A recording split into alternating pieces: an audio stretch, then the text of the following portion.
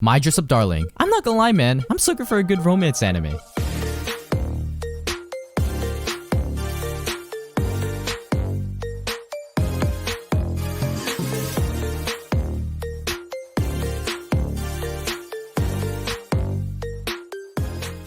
Honestly, I could watch romance anime all day and all night and never get sick of it. Maybe it's because I'm secretly a teenage girl at heart. Bruh. No, but in all seriousness, My Dress Up Darling isn't just any over-the-top kind of romance anime that you just see every season. No, it's just a wholesome and realistic romance anime. It's quiet, it creeps up on you, and then all of a sudden, you're swept up in a sea of love. I mean, look at these faces that Marin makes. If this alone doesn't convince you to watch the show, then I don't know what will. But anyways, My Dress Up Darling follows the relationship between Gojo and Marin. Marin is a super popular girl in school who, everyone adores, while Gojo is pretty much that one loner kid that nobody hangs out with because he plays with dolls. Baba Bowie.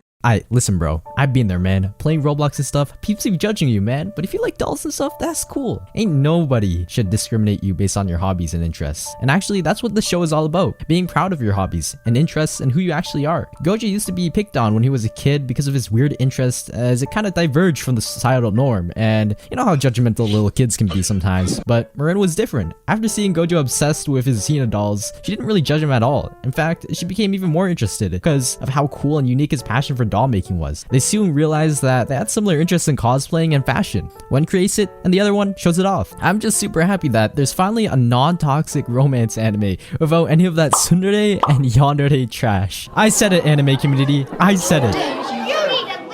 It seems realistic and the story itself is just beautifully crafted. It's actually really refreshing to see a romance anime where the male main character isn't some generic self-insert nobody. Gojo's interests in designing Hina dolls are actually particularly interesting as it shows a relatable, passionate character with goals and aspirations. His goal in Hina doll making is also interesting in itself because Hina doll making is actually heavily ingrained in Japanese culture, a part of the Hina Matsuri festival celebrated on March 3rd. And it stems kind of from a religious meaning in which the dolls are gifted to families to ensure the good health and future of the young girls of the family. And then we have Marin, who's pretty much a garu girl, which is pretty much just a fashion subculture that is regarded as a non-conformist rebelling against the general society in Japan. It was a fashion style that was excessively racy and carefree, so in a way, both of these characters follow a sort of lifestyle in which they don't try to conform to the societal expectations that are placed upon them. And essentially, this whole idea of being yourself and diverging away from the societal norm isn't a random idea too, because in a lot of schools, especially in a lot of Japanese schools, students struggle with portraying their true selves and their hobbies. Children in school sometimes don't get the opportunity to portray their true selves, and conformity is still somewhat expected. As such, students like Gojo and even Marin don't really have the opportunity to express themselves at school. They're following the idea of masking, in which in school they put on a different mask, expressing themselves differently, but then when Marin and Gojo meet each other, showing their true selves with one another, and they can pretty much be weird together, you know? But I'm not sure how weird they should be able to get, cause Kitagawa has this lifelong dream as cosplaying as a Shizuko, who's a female character in an eroge called Slippery Girls 2.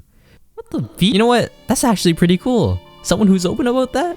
I bet, say less. You know what that means. Bruh. I'm just kidding. Gojo and Marin are great. But also, let's not forget about these important side characters as well.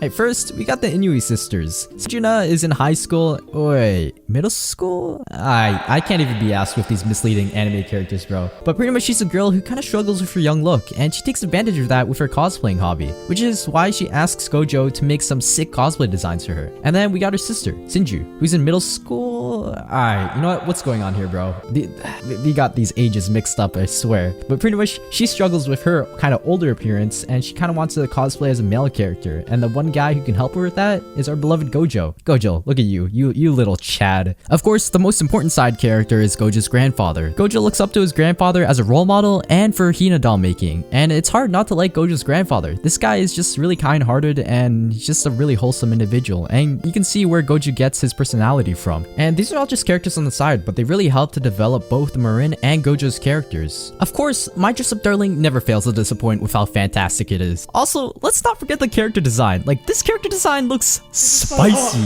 This is so hot. Cloverwork could make a religion out of their character designs. Bunny Girl Senpai, Horimiya, Wonder Egg Priority, Persona 5 the animation, and now My Dress Up Darling. But anyways, it's incredible to watch a romance anime that's not only heartwarming but also feels a lot more realistic than a lot of romance shows. Man, and the last few episodes of the show have been amazing, especially in regards to the relationship development between Marin and Gojo. Anyways, My Dress Up Darling is one of the best romance anime that I've seen. There's like a million things that I could list from the top of my head, from the realistic relationships, wholesome moments, and actually interesting characters that cultivate to make an amazing romance show. So if you guys haven't checked this out already, then I definitely recommend you guys to watch it. Trust me guys, you won't regret it. Alright guys, I'll see you guys next time. Don't forget to subscribe if you enjoyed this video, and peace.